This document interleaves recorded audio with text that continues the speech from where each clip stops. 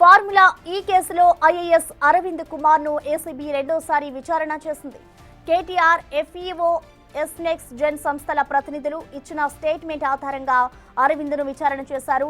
అప్పటి ప్రభుత్వ పెద్దల ఆదేశాలతోనే ఒప్పందాలు జరిగాయని, స్వయంగా కేటీఆర్ఏ వాట్సాప్ ద్వారా ఎఫ్ఈఓకి నిధులు విడుదల చేశామని ఆదేశించారని అరవింద్ కుమార్ విచారణలో తెలిపారు. బిజినెస్ రూల్స్ గురించి ఆర్థిక శాఖ అనుమతులు తీసుకోవాలని కేటీఆర్ కు చెప్పినప్పటికీ అవన్నీ ఆయన చూసుకుంటారని చెప్పారని తెలిపారు. 45,75,00,000 రూపాయల నగదు ఇండియన్ ఓవర్సీస్ బ్యాంక్ ద్వారా బ్రిటన్ పౌండ్స్ రూపంలో చెల్లించామని, 8 కోట్ల రూపాయలు ఇన్కమ్ ట్యాక్స్ కింద చెల్లించామన్నారు. అసెంబ్లీ ఎన్నికల కోడ్ అమలులో ఉండగానే ఎంఏయుడి, ఎఫ్ఈఓ మధ్య ఒప్పందం జరిగిందని అరవింద్ తెలిపారు. ఇటు హెచ్ఎండిఏ మాజీ చీఫ్ ఇంజనీర్ బిఎల్ఎన్ రెడ్డిని కూడా త్వరలో విచారణ చేసేందుకు ఏసీబీ ఏర్పాట్లు చేస్తోంది.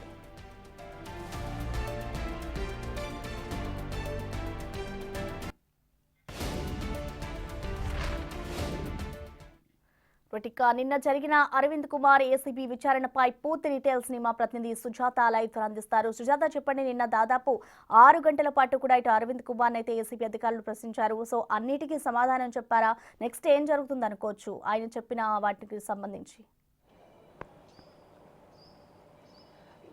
ప్రసన్న, తెలంగాణ రాష్ట్రంలో ముఖ్యంగా హైదరాబాద్లో ఎంతో ప్రతిష్టాత్మకంగా చేసినటువంటి అని చెప్పుకున్న గత ప్రభుత్వము ఫార్ములా ఈ కార్ రేస్కి సంబంధించి అనేక అవకతవకలు జరిగాయి. అందులో నగదు బదిలీ జరిగింది అని చెప్పేసి మొదటి నుంచి ఆరోపణలు ఉన్నాయి. ఈ నేపథ్యంలోనే ఏసీబీ ఇందులో ప్రధాన నిందితుడిగా ఉన్నటువంటి కేటీఆర్ని పలుమార్లు విచారించింది. ఆ తర్వాత A2గా ఉన్నటువంటి ఐఏఎస్ అరవింద్ కుమార్ను కూడా విచారించింది. నిన్న ఏసీబీ కార్యాలయంలో దాదాపు 6 గంటల పాటు ఏసీబీ అధికారులు అరవింద్ కుమార్ని విచారించారు. ఈ నేపథ్యంలోనే తన కీలక విషయాలను కూడా చెప్పాడు. అంటే ఫార్ములా ఈ కార్ రేస్కి సంబంధించి దాదాపు 45 కోట్ల రూపాయలు బదిలీ చేశాము హెచ్ఎండిఏ నిధుల నుంచి.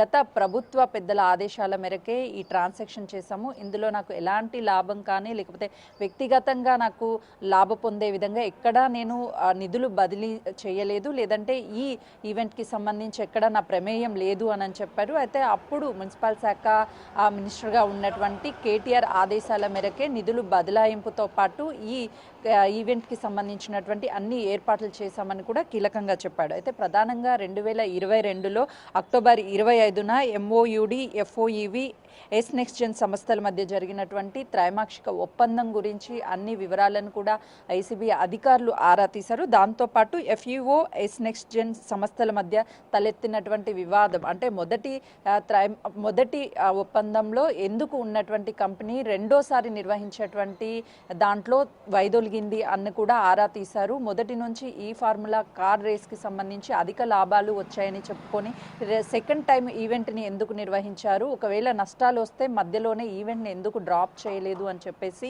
ఈ వివరాలన్నింటినీ కూడా సేకరించారు. అయితే 2023 ఫిబ్రవరి 11న జరిగినటువంటి సీజన్ 9 ట్రాక్ నిర్మాణం హెచ్ఎండిఏ బోర్డు నుంచి 11 కోట్ల రూపాయలు బదిలీ చేసినట్లుగా కూడా తెలుస్తుంది. అసలు హెచ్ఎండిఏ నుంచి బదిలీ చేయడానికి నిధులు ఎవరి అనుమతి తీసుకున్నారు, దాంతోపాటు అసలు హెచ్ఎండిఏకి అలాంటి అధికారాలు ఉన్నాయా, ఒక అధికారిగా ఉన్నటువంటి అరవింద్ కుమార్ ఏ విధంగా ట్రాన్సాక్షన్ చేశాడు, ఎవరి ఆదేశాల మేరకు ట్రాన్సాక్షన్ చేశాడు అని అడిగినటువంటి ప్రశ్నలు కూడా అంతా కేటీఆర్ చేయమంటేనే చేశాము అని చెప్పేసి కూడా చెప్పినట్లు తెలుస్తుంది. దాంతోపాటు ఎస్నెక్స్ జెన్ సీజన్ 10 నుంచి తప్పుకోవడంపై ఎఫ్ఈఓతో ఒప్పందం కుదుర్చుకున్నట్లుగా కూడా తెలుస్తుంది. అంటే మొదట ఒప్పందం జరిగింది కంపెనీ, రెండోసారి ఒప్పందం జరిగేటువంటి టైంలో వైదొలగడంతోనే నష్టాలు రావడము, అదేవిధంగా వీళ్ళకి జరిగినటువంటి మధ్య వివాదం ఏంటి అన్న విషయాలను కూడా ఆరా తీసినట్లు తెలుస్తుంది. హెచ్ఎండిఏ బోర్డు నుంచి ఎఫ్ఈఓకి 45 కోట్లకి పైగానే నిధులు బదలాయింపు పైన కూడా పూర్తి స్థాయిలో ఆరా తీశారు. అయితే అరవింద్ కుమార్ కీలక విషయాలు వెల్లడించినటువంటి టైంలో కూడా అంతా కేటీఆర్ చెప్తేనే చేశాను, నేను ఎక్కడ నా ప్రమేయం లేదు, సొంతగా నాకు లాభ పొందిందంటూ ఏమీ లేదు అని చెప్పారు. ప్రధానంగా నిధులు బదలాయింపుతో పాటు అటు గతం నుంచి ఈ ఫార్ములా కార్ రేస్కి సంబంధించినటువంటి ఎఫ్ఓఈఓ సంస్థ కావచ్చు, అదేవిధంగా ఎస్నెక్స్ సంస్థ ఇచ్చినటువంటి స్టేట్మెంట్ ఆధారంగానే, ఆ ప్రతినిధులు ఇచ్చినటువంటి స్టేట్మెంట్ ఆధారంగానే కేటీఆర్ని విచారించారు. కేటీఆర్తో పాటు రెండు సంస్థల ప్రతినిధులు ఇచ్చినటువంటి స్టేట్మెంట్ ఆధారంగా అటు అరవింద్ కుమార్ని కూడా నిన్న విచారించారు. మళ్ళీ మరొకసారి నోటీసులు ఇచ్చి విచారించే అవకాశం చాలా స్పష్టంగా కనిపిస్తుంది.